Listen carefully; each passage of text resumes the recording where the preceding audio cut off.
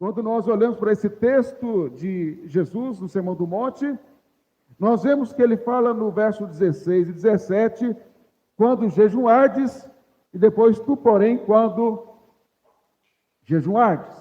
Então ele fala do jejum como sendo uma necessidade, como sendo uma realidade para a vida do crente. E é diante desta necessidade de nós jejuarmos, é que eu então quero falar com os irmãos em 3 domingos sobre esse texto aqui, do verso 16 a 18, onde eu vou falar sobre a necessidade do jejum. Depois eu vou falar sobre o jejum que Deus Pai abomina, e depois eu vou falar sobre o jejum que o Pai aprova. Ou então o nosso tema é o jejum praticado pelos filhos de Deus. Esse é o nosso tema geral. O jejum praticado pelos filhos de Deus. E hoje, então, como eu já anunciei, vou falar sobre a necessidade do jejum. Vamos, então, mais uma vez, observar o início do verso 16 e 17. Jesus diz, quando jejuardes. E depois, no começo do verso 17, tu, porém, quando jejuardes. Nós temos aqui, então, o Senhor Jesus falando sobre a necessidade do jejum. Mas para nós entendermos esse assunto ainda desenvolvido por Jesus, nós temos que compreender que ele está dentro de uma sessão. E essa sessão começa no verso 1, lá do capítulo 6. No verso 1 ele diz, guardai-vos de exercer a vossa justiça diante dos homens, com o fim de ser vistos por eles. De outra sorte, não tereis galardão junto de vosso Pai celeste. O Senhor Jesus, nesse verso 1, ele anuncia o que ele vai tratar nessa sessão. Como eu já expliquei bem no início das minhas mensagens do Sermão do Monte, em janeiro do ano passado, o Sermão do Monte tem vários temas, várias sessões. Se você olhar, por exemplo, aí no verso 19 até o verso 34, aqui se fala de colocar o coração nas riquezas da terra, de ficar ansioso pelo comer, beber e vestir, e assim por diante. Está tudo relacionado a isso, é outro assunto. Mas aqui do capítulo 6, do verso 1 até o verso 18, o Senhor Jesus mostra que nós não podemos praticar qualquer tipo de justiça para ser aplaudido pelos homens, como faziam os fariseus e escribas. Nós não podemos ajudar o próximo e tirar uma selfie para dizer que nós ajudamos e ser aplaudido no Facebook, no Instagram. Verso 2, nós não podemos orar para ser considerado piedoso pelos homens, como está no verso 5. Nós não podemos aí também jejuar, pensando em ser aplaudido pelos homens, como está no verso 16. Veja que é tudo interligado ao que está no verso 1, de não exercermos a nossa justiça perante os homens para ser aprovado por eles. Então o jejum pode ser um instrumento de pecado, pode ser um instrumento de autopromoção, pode ser um instrumento para receber aplauso dos homens, e aí então não há aprovação do Pai. Mas isso é para outro sermão. Quando Jesus nos mostra isso aqui, ele está nos exortando sobre esse grande perigo de fazermos de algo bom torná-lo ruim a sua prática. Eu lembro quando era seminarista, um dos nossos professores, ele disse, não me lembro se foi visitá-lo ou não, se era uma outra história com outro pastor, mas vou contar como se fosse com outro pastor. Ele contava então que um certo irmão foi visitar um pastor num horário não muito adequado, no horário do almoço, sem avisar. Então ele foi lá visitar o pastor, conversando com o pastor sobre Bíblia, sobre muitas coisas. E aí então a esposa do pastor disse que o almoço estava pronto. E educadamente o que o pastor fez foi dizer ao irmão, já que o irmão está aqui conosco, vamos almoçar juntos. E aí então aquele irmão muito piedoso, muito crente, ele disse assim, o cheiro está muito bom, que pena que eu estou jejuando. Eu não posso almoçar hoje. Então, esse tipo de atitude desta pessoa de se autopromover ainda com ar de piedade é justamente o que Jesus está condenando nesse texto. Mas ele fala que antes de condenar a atitude errada de alguém que pode usar do jejum como os fariseus e escribas para se autopromover, o Senhor Jesus fala que quando nós orarmos, quando nós jejuarmos, então nós devemos ter essas atitudes. Então, quando ele diz, quando jejuardes, ou tu, porém, quando jejuares, aí no verso 17, é como se ele dissesse, sempre que você jejuar, sempre que você for jejuar, ou seja, ele está dizendo que o jejum faz parte da vida cristã, é algo que nós devemos fazer, não é algo que deve ser abandonado, deve ser considerado por nós sem qualquer tipo de valor. Quando Jesus afirma isso, ele próprio jejuou várias vezes, mas nós sabemos que os seus ensinos sempre são fundamentados no Antigo Testamento. E há vários exemplos no Antigo Testamento de crentes que jejuaram muito, como por exemplo, nós sabemos que Neemias foi um desses.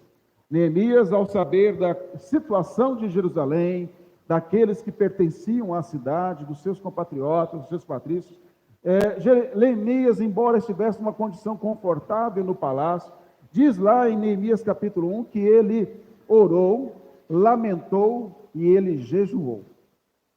Ele orou, ele lamentou em oração e ele jejuou perante o Senhor. O período em que ele fez isso, orou, lamentou e jejuou, foi de aproximadamente 4 meses. É lógico que ele não ficou 4 meses jejuando, mas ele tinha momentos de jejum nesses 4 meses. Havia momentos em que ele orava, lamentava, e havia momentos que ele orava, lamentava e jejuava. Ele realmente se afligiu diante do Senhor para rogar a Deus que o abençoasse na empreitada de ir a Jerusalém e reconstruir os muros de Jerusalém, como ele de fato fez, e ele sabia que Deus havia dado a ele bom êxito. Quando nós olhamos no Novo Testamento, nós encontramos também vários momentos, dentre eles que eu cito, é lá em Atos 13, que diz que na igreja em Antioquia tinha muitos mestres de teologia, dentre eles Paulo e Barnabé. Era uma igreja com uma docência extraordinária de teólogos ali. E é dito que Paulo e Barnabé e outros mestres teológicos ali na igreja de Antioquia, eles estavam servindo ao Senhor e jejuando. Eles eram mestres em teologia, eram homens extremamente conhecedores da palavra, mas eram homens de oração e de jejum. E diz então que o Espírito Santo mostrou que Paulo e Barnabé deveriam ser separados para a viagem missionária. E diz lá o texto em Atos 13, verso 3, que eles impuseram as mãos sobre eles e eles estavam orando e fazendo o quê? Jejuando. Paulo e Barnabé estavam orando e jejuando, rogando ao Senhor que os abençoasse nessa viagem missionária. Quando olhamos para esses textos e outros tantos que nos mostram a prática do jejum, a pergunta é: quando que nós devemos jejuar? E eu então quero apresentar algumas situações em que deve nos levar a jejuar, sobre essa premissa de que Jesus mostra quando jejuardes. Então vou mostrar à luz da Escritura algumas razões pelas quais nós devemos jejuar. Nós devemos jejuar quando o povo de Deus passa por grande aflição. Não foi isso que moveu Neemias a jejuar? Ele sentiu a angústia do povo, mesmo à distância, mesmo em uma condição confortável, mas mesmo assim, ao saber daquela situação, ele chorou, ele lamentou, ele orou e ele jejuou. Neemias sabia que não podia ficar insensível àquela situação. Então, aquele homem de oração, aquele homem de jejum, aquele homem clamou ao Senhor por causa do povo de Deus. Então, ele sente a aflição daquele povo. Embora não é dito que Isaías tenha jejuado especificamente em alguma situação, pelo menos que me recorde, ou Jeremias, mas é certo que todos eles jejuavam. É certo que todos os profetas jejuavam e clamavam e oravam e choravam diante de Deus, como alguns textos mostram, como aquele caso de Isaías que rogou ao Senhor com muita emoção. É certo que ele tenha jejuado também, mas aqui o texto diz claramente que Neemias jejuou. Além de orarmos, então, ou jejuarmos pela igreja, pelo povo de Deus, quando ela está passando por aflição, também a Bíblia nos mostra que o jejum deve ser praticado para pedir a Deus proteção e preservação para executar a sua obra. É o caso de Esdras. Esdras, no capítulo 8, verso 21 a 23, é dito que ele rogou ao Senhor em jejum para que Deus o abençoasse na sua viagem a Jerusalém. Ele não pediu soldados ao rei para não desonrar a Deus e o rei pensar que Deus não poderia protegê-los, e ele rogou ao Senhor que os protegesse dos assaltantes, dos criminosos do caminho, para que ele pudesse chegar em Jerusalém. Então, Esdras rogou e jejuou diante do Senhor, pedindo proteção, para que ele pudesse cumprir aquilo que Deus havia determinado que ele fizesse. Também, há casos em que o jejum é praticado na Escritura diante de uma grande ameaça à nossa fé. É o caso de Esther. Quando ameaçada por Amã, então ela pede a todos que jejuassem, e ela também, para que Deus desse o livramento. Então, diante de uma grande ameaça, de alguém que se coloca no governo, no judiciário, alguém que se coloca como um perseguidor do cristianismo, com ódio nos olhos, nós devemos então jejuar e pedir a Deus que proteja o seu povo, que dê livramento ao seu povo, como fez Esther. Quando nós olhamos na Escritura, nós vemos também o jejum sendo praticado para a realização da obra de Deus, do reino de Deus. Como é o caso que eu citei de Paulo e Barnabé, eles foram comissionados para a obra missionária. Eles foram comissionados para anunciar o evangelho no império. E eles então jejuavam, se preparando para esse grande momento. Esses e há vários outros exemplos, mas apenas tentei exemplificar algumas razões que são legítimas para que nós pratiquemos o jejum. Não sei se você observou e se eu consegui transmitir isso com clareza, mas em todos esses casos aqui, não era um jejum por questões pessoais. Era por causa do reino. Era por causa da glória de Deus. Era por causa da obra dele. É para obedecer a ele. Então não há jejum na Escritura para comprar uma casa. Não há jejum na Escritura para comprar um carro zero. Não há jejum na Bíblia para arrumar um namorado para casar. Não há jejum nas Escrituras para melhorar o seu salário. Não há nada destas tolices, essas coisas egoístas que nós queremos, ou quando só nos preocupamos em pedir oração, quando o calo aperta. Não, os jejuns praticados nas Escrituras sempre foram para a glória de Deus, sempre para expandir o seu reino, sempre para nos tornar instrumentos das suas mãos, sempre para mostrar que somos incapazes por nós mesmos de realizar a sua obra, e que nós dependemos dele para isso. É diante de uma aflição, de uma angústia, de uma perseguição, de uma grande luta. O Senhor Jesus foi perguntado pelos discípulos de João Batista, porque os discípulos de Jesus não jejuavam, e os discípulos de João Batista jejuavam. E Jesus falou: senão o noivo ainda está com eles não precisam jejuar, mas vai chegar um momento de tristeza em que eles terão que fazer isso.